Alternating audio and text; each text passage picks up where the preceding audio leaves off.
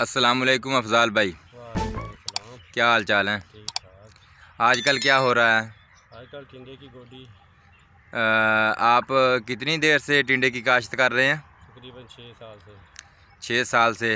और हर साल कितना टिंडा लगाते हैं? तकरीबन एक एकड़ के करीब लगाता हूँ। अच्छा, तो आप हर साल लगाते हैं, क्या आपको इसमें कोई फ़ायदा नज़र आता है या वैसे एक सब्ज़ी की आदत वगैरह बनी है, घर में पकाने के लिए बीजते हैं तो जो वाफर हो जाती है वो बाज़ार में बेच आते हैं, नहीं, इसमें कोई बेनिफिट है? इसका बहुत फ़ायदा होता है।